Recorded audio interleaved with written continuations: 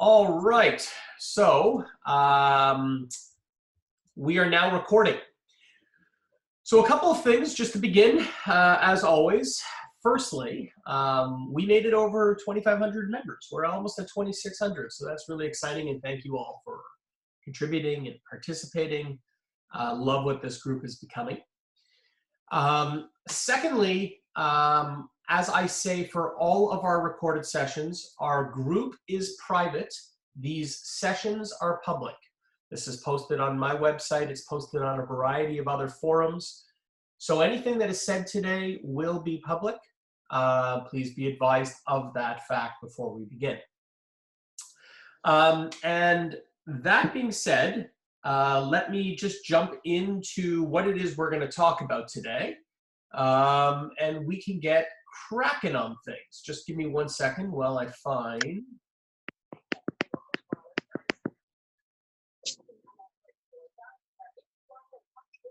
Oh, are you kidding? Oh, there it is. Okay. All right. So I'm going to start by screen sharing. The first thing I'm going to screen share is this with you. This has absolutely nothing to do with law, but I recently this morning came to realize that Yoda is really nothing more than shaved gizmo. And I figure if I have come to this great revelation and share it with nobody, then really how great a revelation is it? So yeah, every one of you is now aware of that. It will haunt your waking dreams. And that seems like a good enough way to begin today's session. I'm also going to share with you another perhaps more to the point quote that I think will begin this. I'm not going to be using a lot of slides today because I'm actually going to be going through the agreements themselves, but I do want to call your attention to what a mentor of mine when I was starting out used to tell me. It's never really left my mind, and it's probably the truest thing in law, which is that a contract is simply a collection of things that have gone wrong in the past. And the reason that that's so relevant is because we're about to examine the primary contracts that we actually use in real estate today. And keeping our eye on the ball that these are not extended legalese, but rather have derived themselves because other people have had trouble in these exact areas is important. And thus understanding the clauses that we are going to be dealing with are important as well. So that being said, I'm going to start today with Form 101. I'm then going to, with Form 100.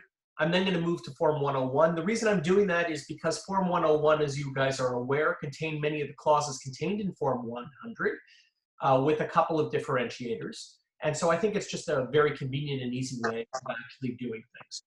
So I'm going to ask everyone, if you don't mind, to just mute yourself so that there's no background noise as I go through it. I'm pulling up Form 100, and I will share my screen with you, and we can get cracking on that. Where are we? All right, can someone just confirm for me that they can see my screen, please? Let me see. Yep. Yeah, okay, great. I'm just going to keep the chat there on the side, and we can get going. All right, guys, so I'm using the educational form. The red, by the way, these educational forms are available to anyone through the OREA website, and they do go ahead and explain the agreements of purchase and sale in some detail. So if ever you are stuck and you don't understand what someone says, or more importantly, if your client says, hey, what does this mean? And you need a brief refresher, you can always put down OREA Form 100 or Form 101 explained. In fact, the OREA does an explanatory form for most of their agreements. And so this is actually a really good thing to kind of look through and understand. Regardless, we're not going to be using the red writing today because I'll be explaining it to you. That's the whole purpose. So let's begin. I'm going to go over all the lines, not everything. You understand what a seller is.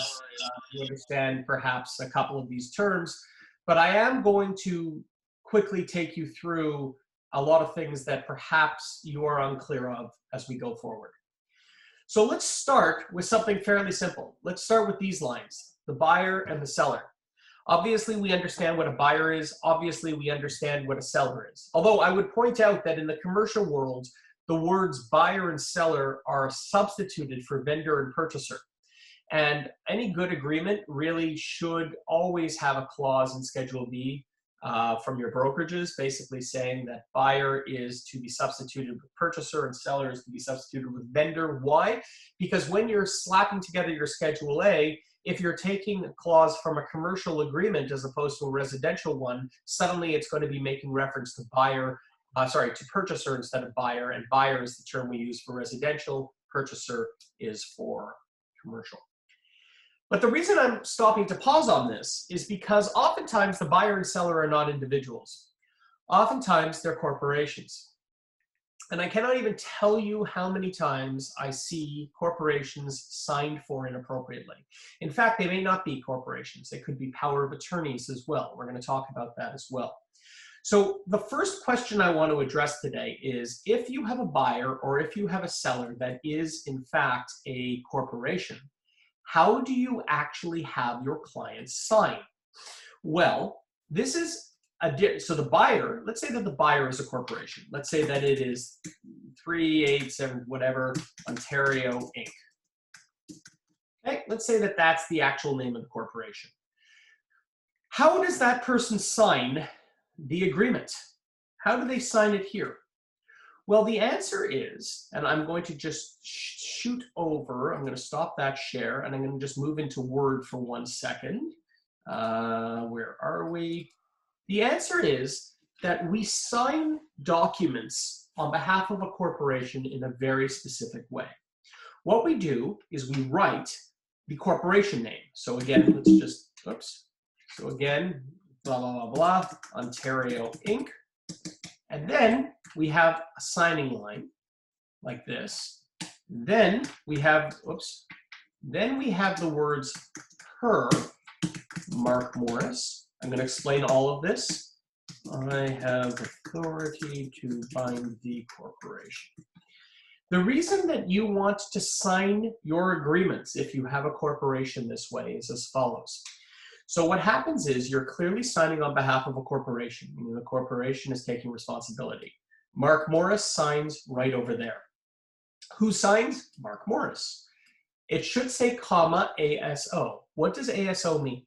ASO means authorized signing officer. And right underneath my words, it says, I have authority to bind the corporation. Though in our normal OREA form, if you're using type, really all it allows you to do is write, I have authority to bind the corp. The reason that you want to get an agreement signed like this is because you as real estate agents have no clue whether Mark Morris has the authority to sign for 4299724 Ontario Inc., right? Like, you have no idea. You're not examining minute books. That's not even part of your job. But what you are doing by having Mark Morris sign an agreement like this is you are effectively binding Mark Morris in negligence and in liability in the event that Mark Morris is not an authorized signing officer, because Mark Morris is stating that he's an authorized signing officer, and what's more, he's stating that he has the authority to bind the corporation, meaning that if once this is turned over to the lawyers, it turns out that Mark Morris does not have signing authority, that he signed on behalf of Microsoft Canada, but Microsoft Canada has absolutely no idea who they are, then Mark Morris can be sued personally for that. And so it's really critical that if you're using a corporation here, you put the corporation name in there, but that the corporation signing line be done correctly to ensure that over here, Mark Morris is taking on personal liability in the event that this is not signed properly. And just so you know how it would look like this in our agreements. Ontario Inc., and then we would have it say, so that's the signing line right there. I literally construct this, and then I put in, oh, well, it's not letting me do that. Fantastic. Well, maybe I could just move this down here. Okay. So then I would keep that signing line, and I would write, per Mark Morris, ASO, I have authority to bind the corp. That's literally what I would do in my agree. Oh, sorry, you guys can't see that. I'm sorry about that. 1 second. Stop share this. Sorry, I've been here updating an OREA form and no one is seeing it. That's not very useful. Hold on. Can everyone see this now? Mm-hmm. Hopefully everyone can see that, okay? So you'll see that I wrote down this, and then I wrote down per Mark Morris, I have authority to bind the corporation. And that, and they would sign right over here, in this line here. Make sense? And that's the way you would deal with a corporation. Other people sometimes have power of attorneys. To be clear, a power of attorney is done when someone loses capacity or when they're out of town or anything else. In the event that the buyer is, well, it's usually not the buyer that's acting under a power of attorney. It's usually the seller that's acting under a power of attorney. Well, there's two ways of doing it. Sorry, guys, there's some background noise. I need, if you don't mind muting, I'm just muting you guys. There's a lot of people on, so if you guys can just self-mute, I'd appreciate it. So what happens when the seller is looking to do a power of attorney? Well, if that's the case, there's two ways of doing it. The first is you can put down Jane Smith alone, and in the signing line of the seller, and this is perfectly valid, you can write down, instead of this, you would do it almost the exact same way. You would write down, sorry, you would write down, I know this is in the buyer, imagine it being in the seller position. Jane Smith, per, and you could say Mark Morris, POA for Jane Smith. You can absolutely do that, that's not a problem. What I prefer to do in these agreements is I prefer to put down Jane Smith, I prefer to say directly, Mark Morris signing for Jane Smith under POA. It's perfectly valid to write that. And what's more, it is very clear and no one will mistake what is going on. By the way, just so that you're all aware, what happens at the lawyer's office when they get this? Well, the seller will go ahead and request a copy of the power of attorney. The seller's lawyer, that is. The seller's lawyer will ensure the validity of the power of attorney. There's several ways a lawyer does that. Let's not go into that now. The seller's lawyer will then upload the power of attorney and say, everyone can rely on this document. And the purchaser, seeing that the seller's lawyer has uploaded the power of attorney document, will then conclude the deal. The purchaser's lawyer does not need to verify the authenticity of the POA. It is the seller's lawyer that does that and uploads it. I hope that is clear. So even though we've only been gone through the first line here, the buyer and seller create endless problems when we are talking about how to sign, particularly if they're corporations or POAs, and hopefully that answers your question as to how to sign for them. I'm going to pause for a second. Does anyone have any questions about what I've talked about so far? I'm looking at the chat, so you're welcome to just type something in the chat, guys. Okay. Next, I'm going to leave this out, except to say that I want to discuss more or less. The term more or less is designed to cover your rears. In the event that there is a discrepancy of minor amounts, so say that there's 101 feet as opposed to 100 feet at a property, then in those instances, more or less is designed to cover. Case law has found that more or less does not cover significant errors, say 15% or whatever it may be. It's just really designed to give us a little bit of ammo should there be a small discrepancy error. And that's the way it is to be understood, okay? Ron has asked a question, what about additional purchasers added or removed? So that question, Ron, I am assuming, so we're going back to the buyer and seller line, but I'm happy to do it. So I think what Ron is actually asking is, what happens if you engage in an agreement of purchase and sale, and you later want to amend the agreement to add or subtract the party? Is that correct? Yes. So we, Ron, I would, just because I'm happy to answer the question.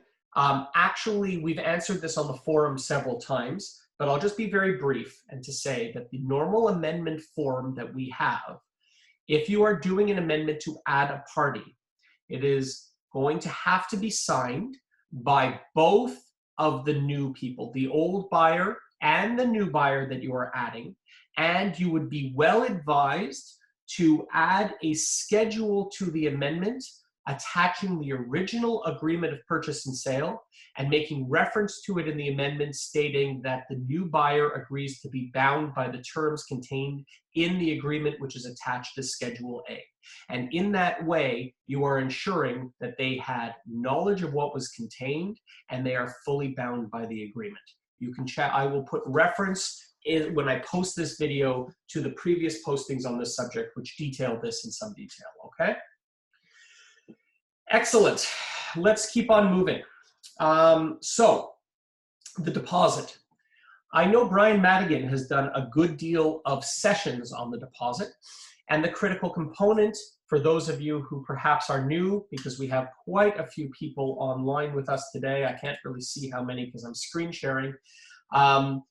The deposit is not a critical component of the agreement of purchase and sale. The consideration for the agreement of purchase and sale is not the deposit. It is the promise to transfer title for a given price at the completion date.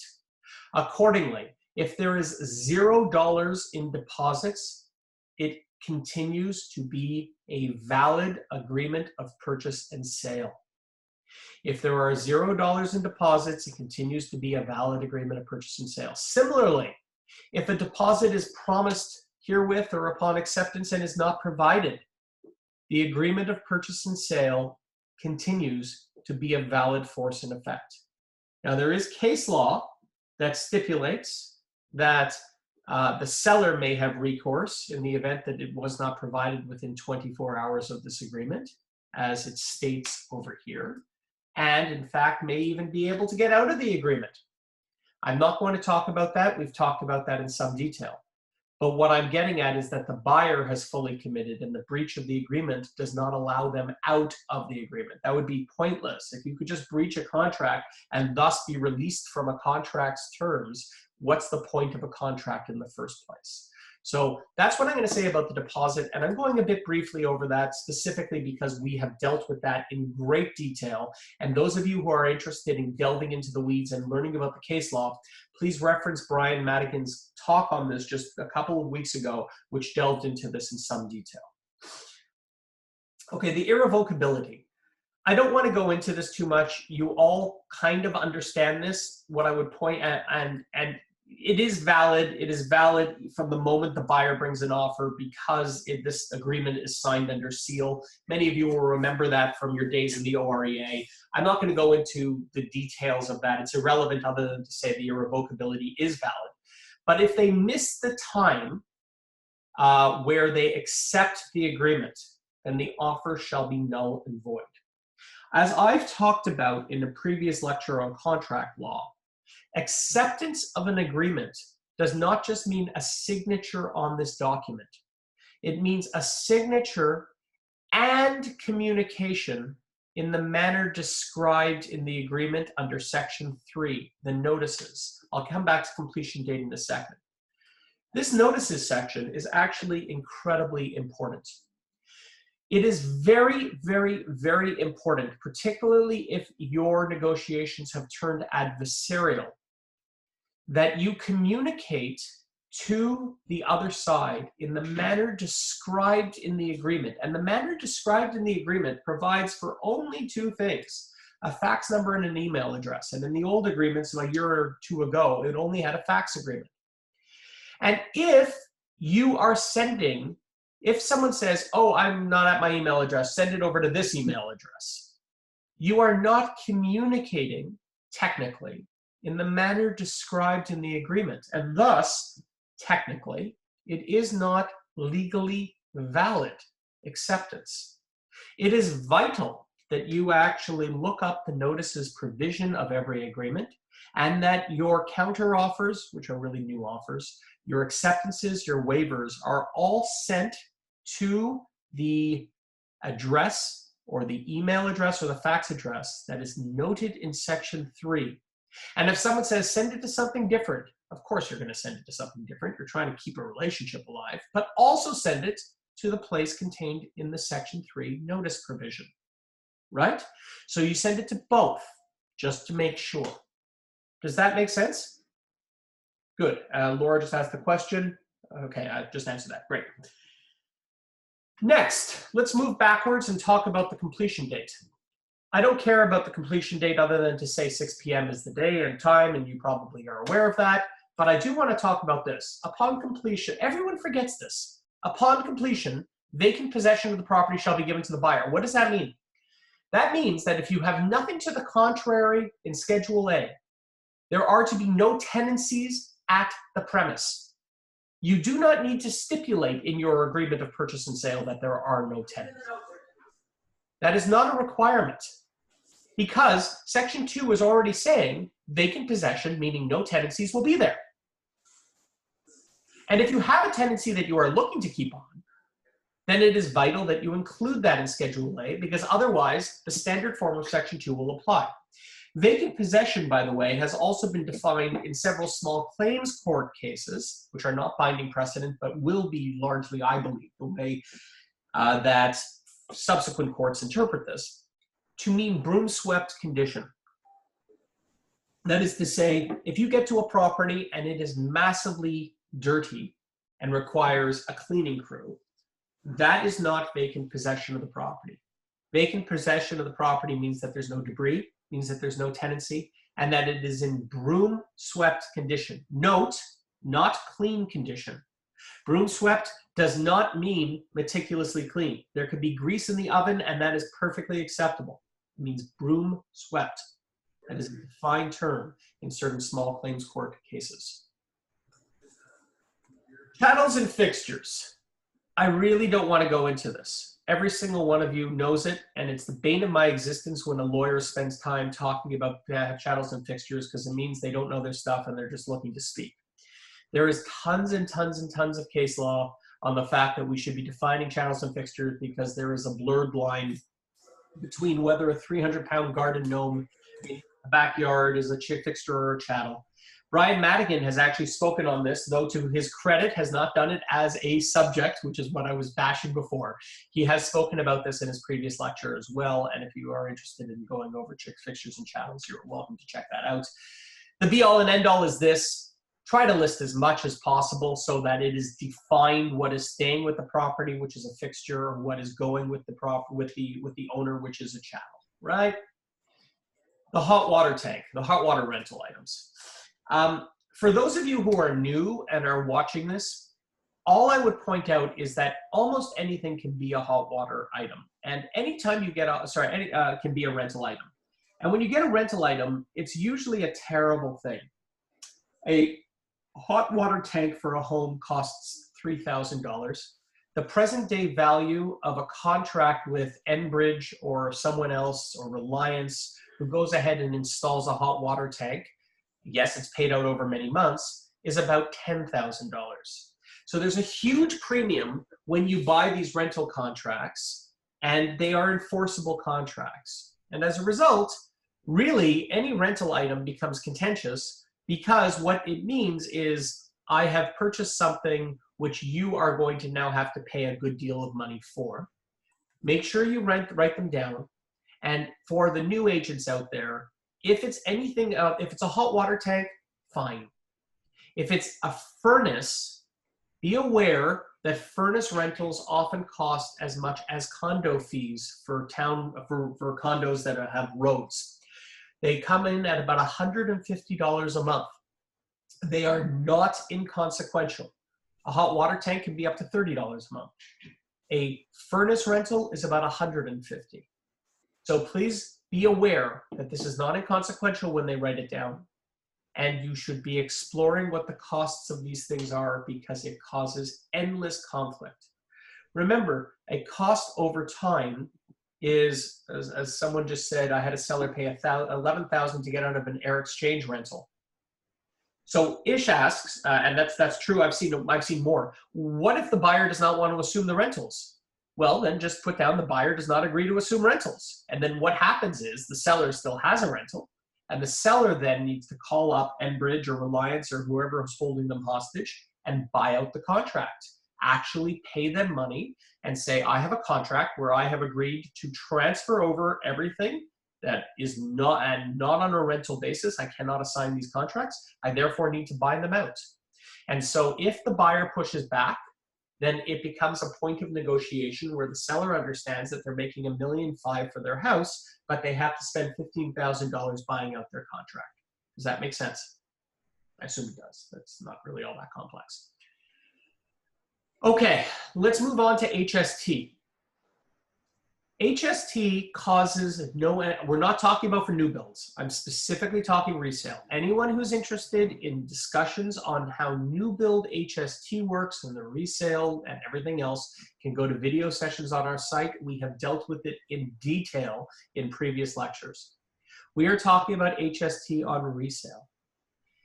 The Excise Tax Act is the document that allows for HST to be paid on items in Canada. The Excise Tax Act defines residential resale real estate as exempt surplus. And what that means is that HST is not applicable on residential product. Let's define what residential product is. Residential product is anywhere where people keep their underwear. And what that means is that if you have a single family home, that is exempt. If you have a duplex, that is exempt. If you have a triplex, that is exempt. If you are buying a 100-person multi-res giant apartment, one of those ones that scars our skylines, that is where people keep underwear. It is thus exempt surplus. HST, it doesn't matter the size. HST is not applicable on residential property. HST is applicable on just about everything else. Now, don't get me wrong.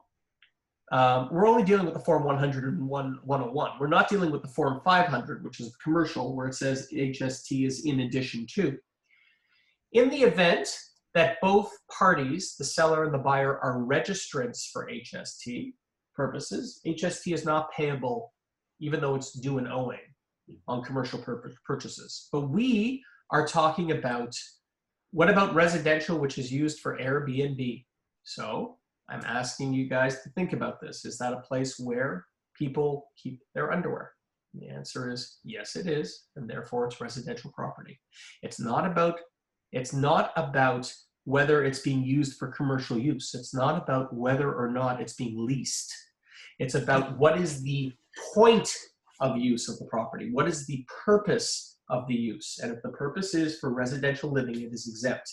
And Airbnb would, oh, I see what you're saying. You're saying Airbnb may be considered to be something similar to a hotel. I see what you're saying. You know what? I'm going to restrict my answer on Airbnb specifically because there may be an interpretation bulletin or something else. I would think that prior to Airbnb becoming a big force, it would have simply been exempt. I suspect it still is, but I will get you a firm answer on it without sounding too confident in this, because I'm worried that perhaps they have determined that it is something like a hotel. And I would have to check out the interpretation bulletins-ish. So please don't quote me on this. I'll have to figure it out. But I would suspect it still is exempt. This is the reason, so it is a matter of course that for Form 100 and 101, we almost always write included in. Why? Because if the property was for some reason used for some other purpose at any point during the seller's time of use, if, for instance, they opened up a massage parlor and then and then claimed credits, income tax credits and everything else, how is the buyer to know that, particularly if they're no longer doing it and they staged it for sale and everything else? The reason we write included in is because what we're saying is we know that HST is not going to be applicable. It's an exempt surplus. But in the event that it is, due to the way the seller has used it in the past, that's on them. And they'll have to deduct the HST from the price that we're ready to pay, which is the total price that our clients are, as buyer agents, are coming to the table with. Does that make sense? Now, I will point out one other thing to you, which is kind of interesting. This. Any HST on chattels, if applicable, is not included in the purchase price. This is very true. HST on your stove, on your fridge, on everything else should technically be charged by all of the lawyers who do these deals. In my 20 years of doing this and in my tens of thousands of cases that I have handled, I have never once seen a residential lawyer try to levy HST on the chattels. And there's good reason for this. It's because it would require a detailed analysis of what the chattels themselves are actually worth. And those chattels would be subject to a massive discussion between the parties, although both would have an interest in reducing the HST because no one wants to be collecting this, and most of the people are not registrants in any event. And as a result, the HST on chattels is rarely assessed and rarely collected. And between you and I, the CRA never makes a big deal about this. So to date, no one has gotten in trouble. Laura asks, what if the house was renovated and the appliances were never used? At that point, there would be a much better claim for stating that HST is payable because you do know the purchase price, but similarly, no one actually goes ahead and ever charges for it. This is different than new construction, where good builder lawyers will charge HST on chattels in about 50% of cases, actually less than 50%, about 30%, but they do charge HST on chattels. Again, the CRA, guys, I'm sorry, there's some background noise. Again, the CRA just doesn't make a big deal of it. And because we're not bringing in assessors, I apologize, there's some background noise. Guys, I need, here, I'm just gonna mute people. Because the CRA does not make a big deal about it, practically we don't either, and we just all move on with our lives. Let's talk about the title search clause. So the title search clause, let me explain what it is. I know we're at 10:30. This may actually be a two-parter where I get to the Form 101 next time, but let's keep on going because these clauses are part of the Form 101. So what's the title search date? Let me just first contextualize what this means. When you give an agreement of purchase and sale to an awesome looking lawyer like myself or some of the less good looking lawyers like other people, I'm allowed to make advertisements, by the way, while I go through these things. It's part of the rules that we've established for the group. When we do this, the title search is what the buyer's agent knows that the buyer wants. So when someone sends me over an agreement of purchase and sale and says, hey, I'm the buyer, act for me, I don't need to ask them if they want someone else's mortgages, if they want liens on properties, if they want all sorts of other deficiencies, building compliance letters. I know they don't want any of that stuff. In fact, it's contained in the agreement, and we'll talk about that shortly. And given that I know that they don't want that stuff, I am being given by this agreement until a certain day, which you guys always know to make 2 weeks before closing, to do my title search and to request that title be cleaned. That is what is going on. Why 2 weeks? Well, let's just think this through. You don't want to make it too far out, because if you make it too far out, things can change on title, right? And you don't want someone else to be putting on a mortgage or anything else. And so what we do is we say, look, 2 weeks seems to be a reasonable amount of time where a buyer can do a search and the seller will have time to rectify the deficiencies found. So let's say there's a court order. 2 weeks, it's a bit short, but at least they have those 2 weeks to then deal with the issue of the court order or the outstanding mortgages or anything else. If you make the title search, well, it can't be less than 5 days, as you can see in this agreement.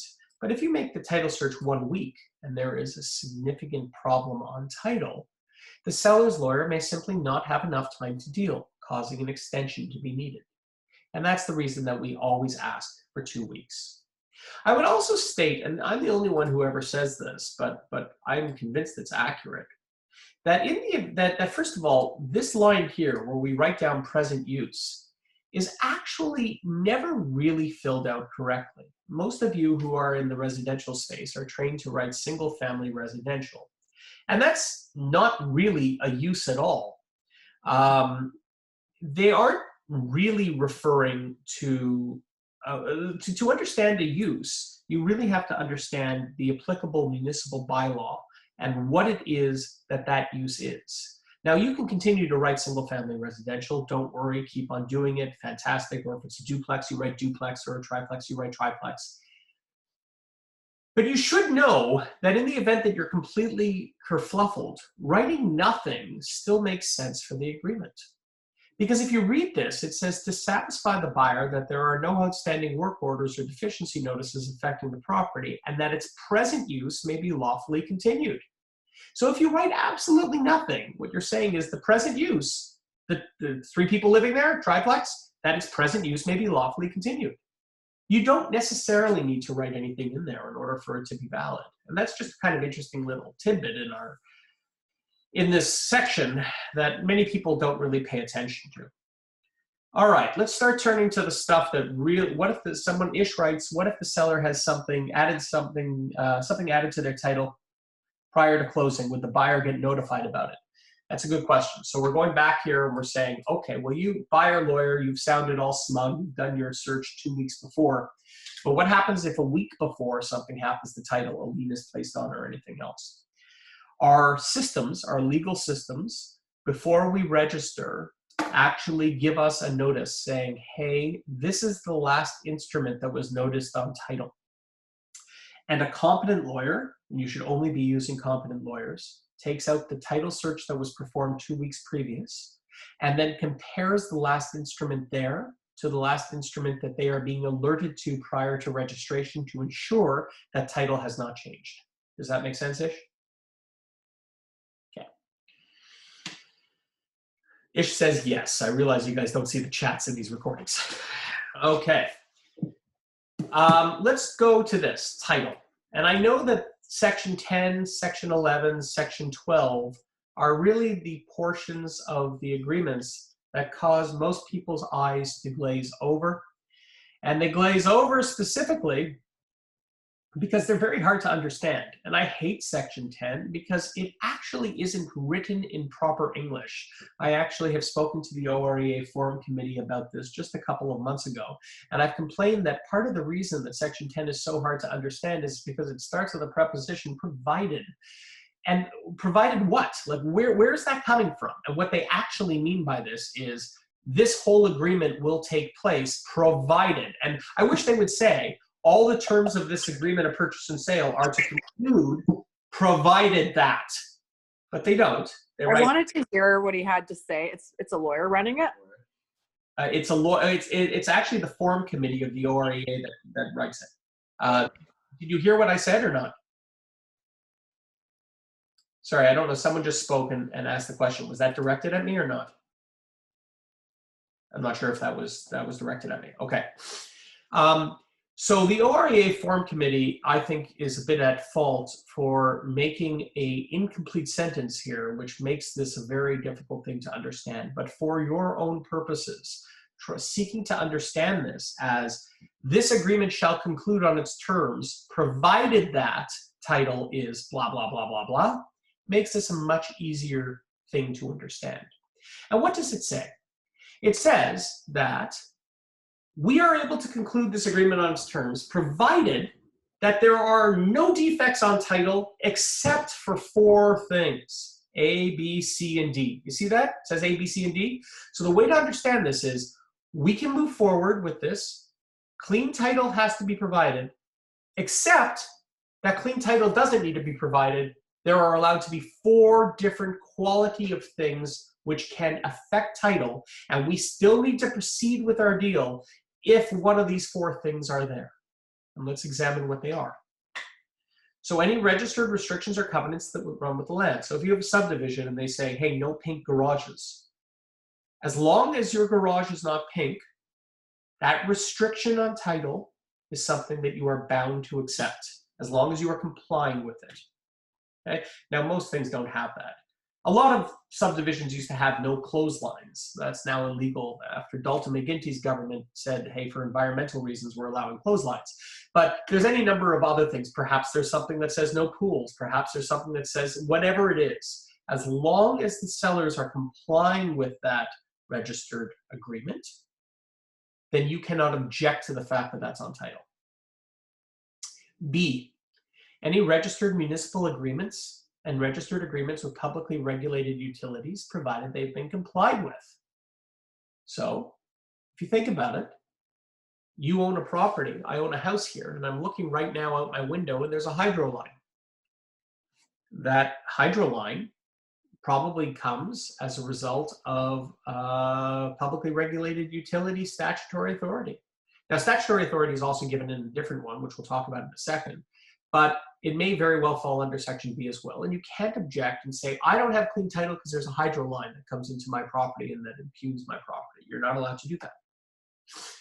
Section C, any minor easements for the supply of domestic utility or telephone services to the property or adjacent properties. So Rogers comes and services my line and Bell services my line.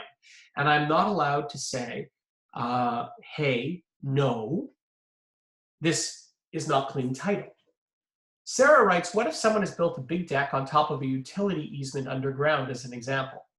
Sarah, I'm not going to answer that question exactly because what that means is that they built it improperly. They shouldn't have been allowed to build it. But what I will talk about, which probably answers your question, is what happens if I want to build a big deck and there's a giant utility underground? How about I answer that question? Work for you? And the answer is Section D.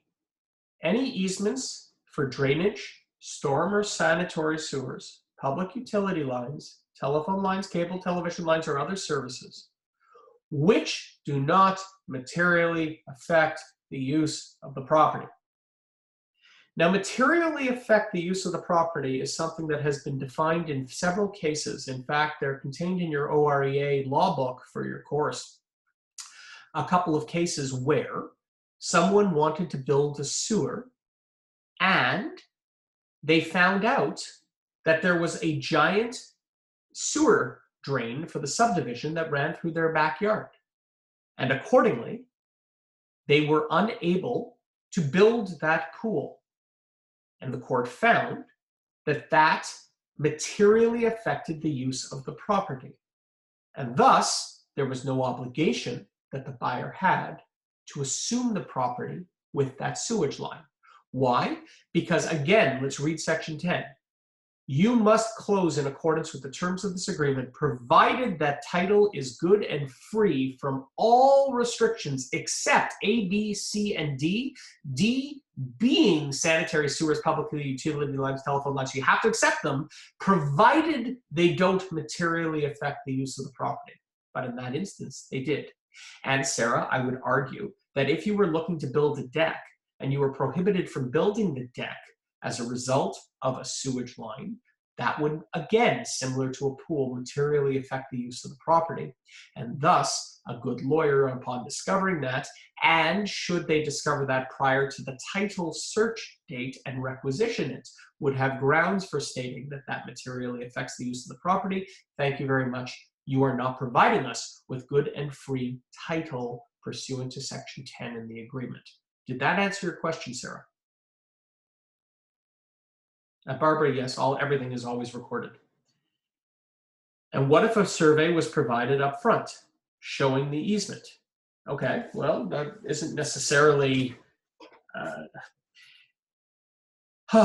okay, what if a survey was provided up front showing the easement? Sarah, with your permission, we've done a whole thing on surveys. I am going to answer that question just because we're short on time today at the end of this session. Please feel free to bring it up as a question and I will address it. I just want to keep on topic here. That is a very good question. It's a very valid question. I like the question. I just don't want to get distracted. Please feel free to bring it up at the end, okay? So what it says is we now understand Section 10, the part that I've put in blue. So this agreement is to conclude on its terms, provided that, and is to be free of any and all restrictions except for those things mentioned in A, B, C, and D.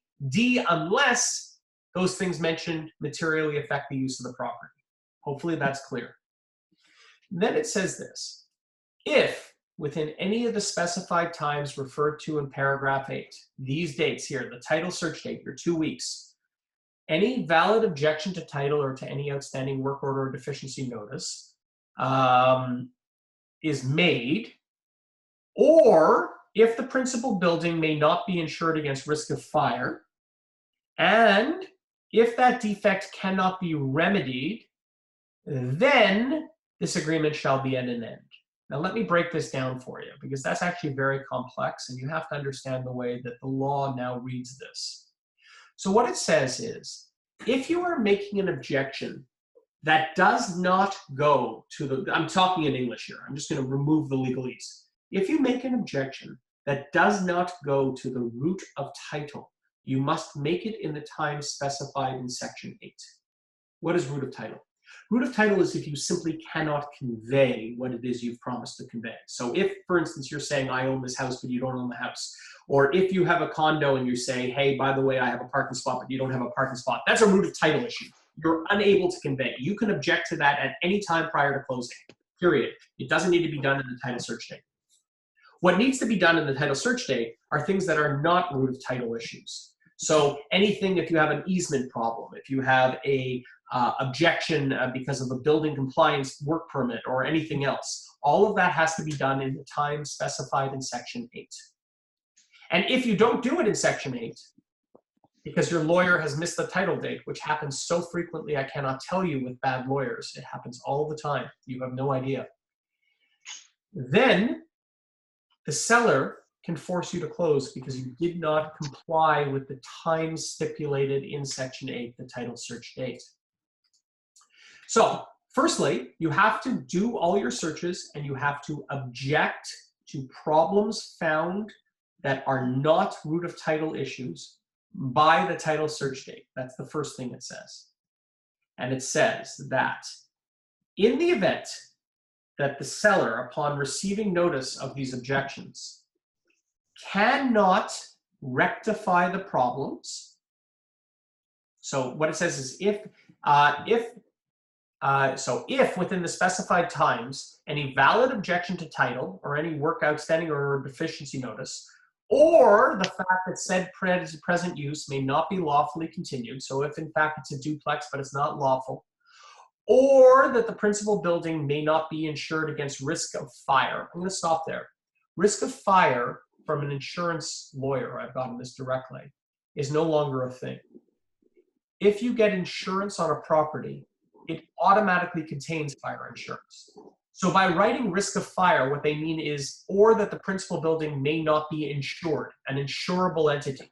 Why may a building not be an insurable entity? Well, in these days of climate change, flood risk is an appropriate reason that people are being denied insurance, but that doesn't really happen very often in Ontario because climate change isn't affecting Ontario the way it's affecting BC or other areas where that's a real valid problem. But let's say you've had 3 or more floods at the property and the property itself is flagged and no one wants to insure it. Well, that is a deficiency.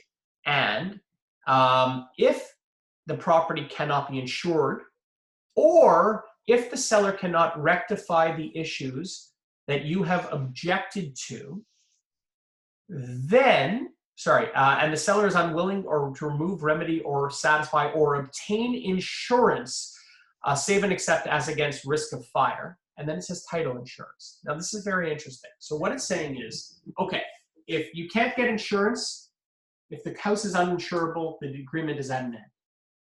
If there is a problem that is brought up, whatever the problem is, let's say that there's a work order, let's say that there's a non-permit issue, let's say that it's a duplex, whatever it is, and the seller cannot get insurance against it, then you are allowed to terminate the agreement. And then it specifically says, what type of insurance are we talking about? And it says title insurance. And the reason it says title insurance is because when someone goes ahead and purchases a property, say someone goes ahead and purchases a property, they get title insurance on that property. They're now selling that property. And suddenly the buyer objects and says, hey, there was a work order or an open permit from 20 years before you purchased. I am objecting. One thing the seller lawyer can do is they can work to get rid of the permit. The other thing they can do is they can go to their title insurance policy and say, hey, title insurance, you promised to guarantee this title, this property. And title insurance will say, don't worry, we'll send a letter to the buyer stating that we will fully cover them should they have any damages at all for taking this on. And the buyer is obliged to accept that letter from title insurance. Why? Because it says right here that the seller is allowed to obtain title insurance as an excuse for dealing with any of the objections raised. It's very interesting. Most lawyers are unaware of that, but that's actually the way a seller's lawyer should be rectifying half of the issues that are raised, because the buyer's lawyer cannot object once title insurance sends a letter to the buyer saying, don't worry, we're a $16 billion company. We will assure that you do not experience damages from the defect that you have identified. Make sense? Okay, good. But in the event that you've objected because there is a deficiency that isn't A, B, C, or D, or in D's case, it's material, or because you haven't been able to get insurance, or because the seller hasn't been able to rectify or get title insurance to cover, then the agreement is at an end. That's it. That's what Section 10 says. It's complex, but that's what it reads. That is what it is we are getting signed. Let's now talk about, does anyone have any questions about Section 10 before I move on? It's a very complex section. Okay, so let's move on to Section 11. This is much more for the benefit of lawyers and doesn't really affect you too much, except to say... Anything better? Sorry? Did you email the first guy? Yeah. Sorry, whoever it is that's speaking, can you please... He didn't even respond. Okay, that was Kala. Kala, please make sure you're muted next time. Section 11 is actually something that concerns lawyers a lot more than it does agents. But what it basically says is that the lawyers are going to be bound by what's called the document registration agreement. And the document registration agreement is something that the lawyers sign as between themselves, which states that they can transfer the requisite deliveries, that being the checks, the keys, and everything else, and they'll be held in strict escrow and insured by the lawyer's insurance until such time as registration takes place on the time specified in the agreement or in the DRA itself. And what this does is it gives assurance to the lawyers that we are all acting and we are all insured to act in accordance with a manner that we are all expecting for the day of close. That's really what this says. And because it is highly technical, and because no one has ever really asked me to explain it and no client really objects, I'm going to move on and I'm going to turn to something that's much more relevant, which is the documents and discharge section.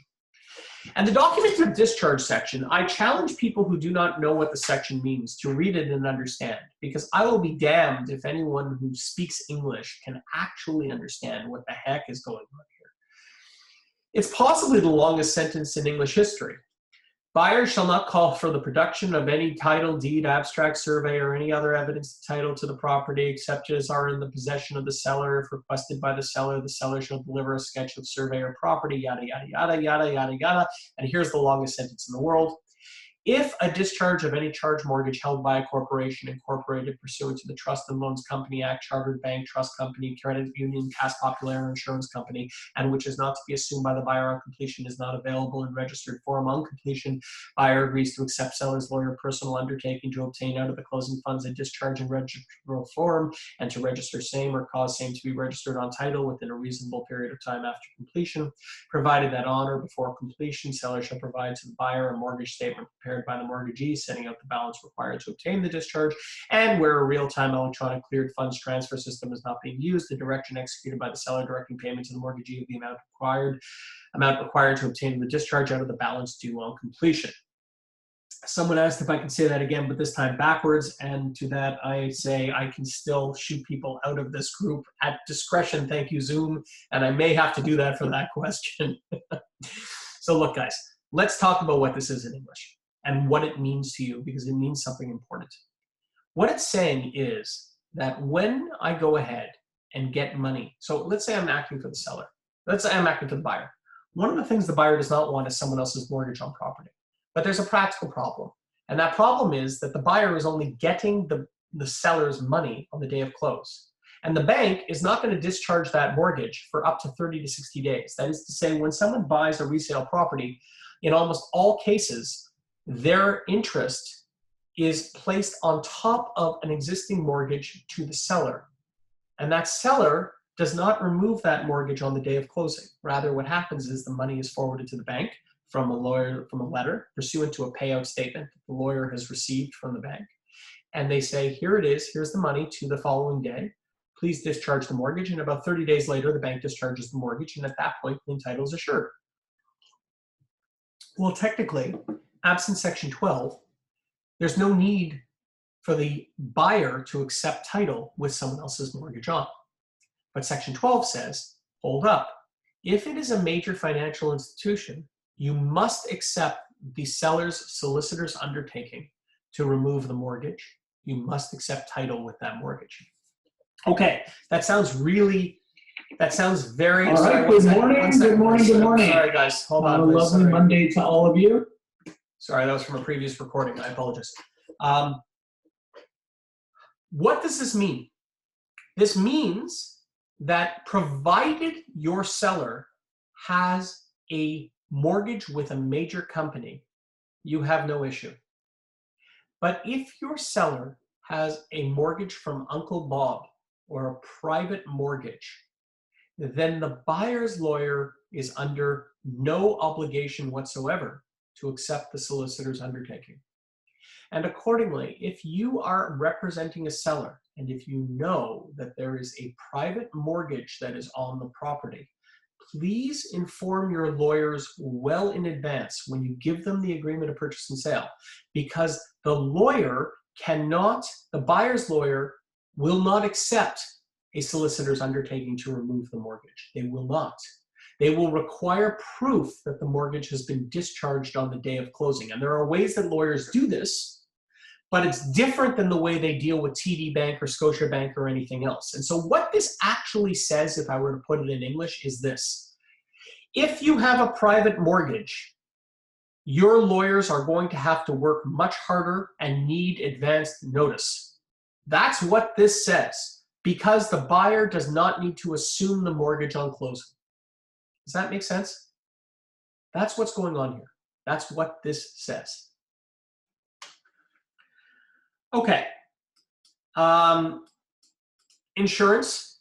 It's worthwhile pointing out that all buildings on the property remain at the risk of the seller until closing. But in the event that fire burns down the building, as they did once with the property that I was dealing with on Rogers Road or somewhere in downtown Toronto, then the buyer has an option to either terminate or, and they never terminate, what they do is they just take the insurance proceeds and they build a brand new house. So when a building starts burning down in the middle and a signed agreement of purchase and sale takes place, the buyers often just pull up a chair and start popping popcorn, because what they know they're getting is a brand new house, because the insurance is going to pay to rebuild, and they are entitled to take those insurance proceeds. Residency.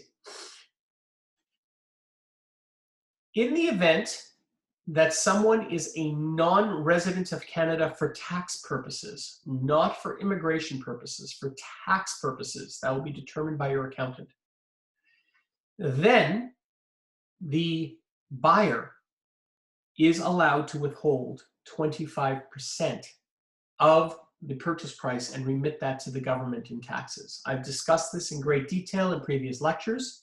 You can go into it.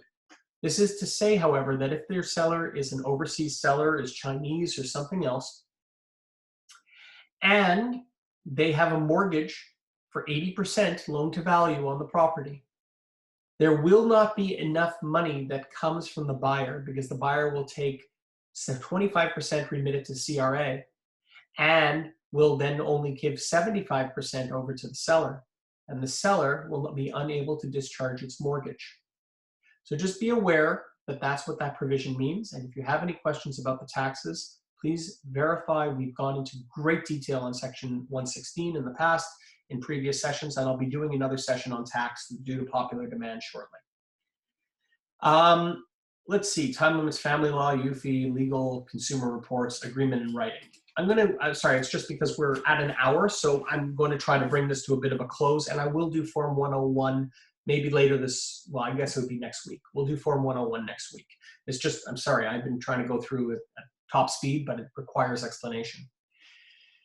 Agreement in writing. So to be clear, if there's any representations made in MLS listings that are not included in the agreement, that is irrelevant. That is an invitation to treat. That is advertisement. All that matters is what is in writing between the parties. That is it. Thus, the agreement in writing. It must be in writing for it to be valid. Remember the statute of frauds. The statute of frauds stipulates that in certain instances, verbal contracts are not valid, and those instances are marriage, divorce, one or two other things, and real estate. And that is true here. If it's not in writing, it's not valid, and MLS is not part of the agreement. The last thing I'm going to point out to you, and then we'll call it a day and I'll open up for questions, is this. No, everyone ignores this. Everyone ignores this. I hereby irrevocably, so this is the seller. And the seller says, I hereby irrevocably instruct my lawyer to pay to the brokerages with whom I have agreed commission. It is sometimes the case that sellers direct their lawyers not to pay commission. And lawyers, bound by the duty of agency, believe that they have to take their client's instructions in that regard and thus do not transfer commissions over to the brokerage.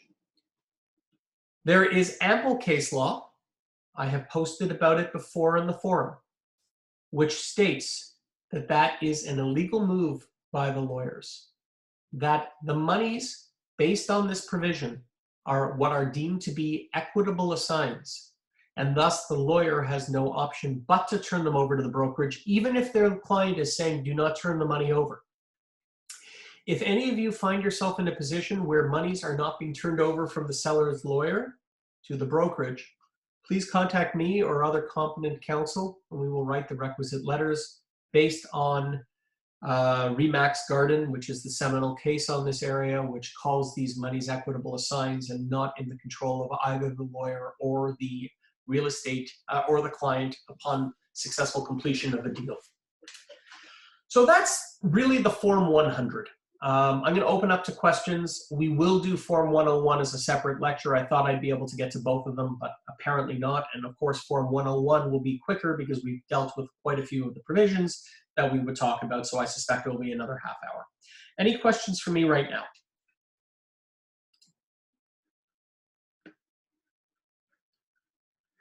Feel free. You can say them, you can type them. Okay, so if there are no other questions, then I'm going to readdress the question that I think I put off. Sorry, Mark. Yeah. Sorry, just before you get too far into that, I was trying to find my unmute button there. Just quickly on the agreement in writing. So if you've got an accepted offer, everybody's signed, and it's conditional. Buyer discovers there's a mistake in the MLS listing and is saying they're going to back out of the agreement. You're saying that the MLS listing has no bearing on the agreement. Well, I mean, you're conditional. So what they're saying is, all right, I'm in my condition period, I'm allowed to back out. So they can possibly do that. But what I'm saying to you is that the MLS listing is it's what in law is called an invitation to treat. It is not binding any more than sitting there and saying to someone, hey, I'm ready to offer this product for $100,000. 2 deals come in on the day of offers, one for 100,000 and one for 105. You're not obligated to accept the 100,000 merely because you offered it. You can accept the 105. What happens between the parties after the agreement, after the invitation to treat, is seen as conclusive and operative. What is contained in the agreement of purchase and sale may color the court as to the party's intentions in trying to ascribe meaning to what was drafted in the agreement of purchase and sale, but isn't binding, meaning that if in fact certain chattels were listed in the agreement in the MLS, but were not listed in the agreement, then it's clear that they were, or the court will assume that that was intentionally left out, that it wasn't a mistake. If someone is alleging a mistake, then they might use the agreement of purchase and sale to show, a mistake is a legal concept in law. They may use the agreement of purchase and sale to show evidence that a mistake was made, but the only binding legalities are the agreement of purchase and sale, and that's all that the court should be considering. Okay, thanks. No problem. Any other questions, guys? Okay. So, I believe Sarah asked something about the survey. I'm sorry, I'm just trying to remember. What if a survey was provided up front showing the easement?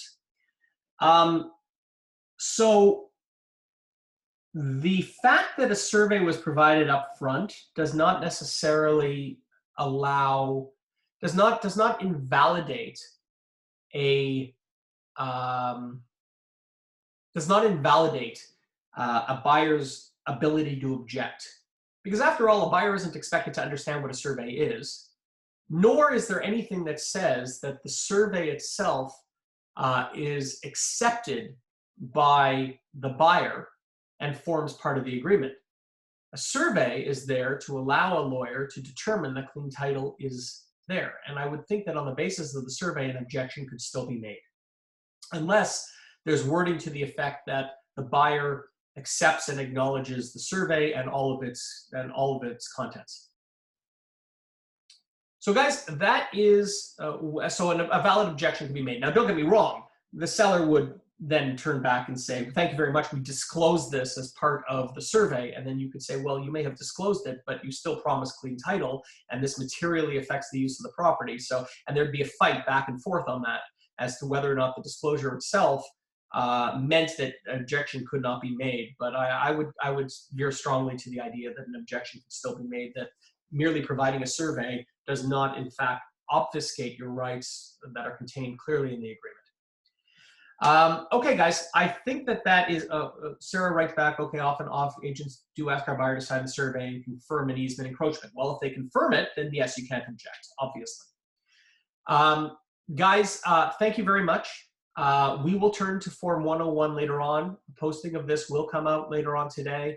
I thank every one of you. There were quite a few people who came on today. I thank you all very, very much for all of your time, all of your attention.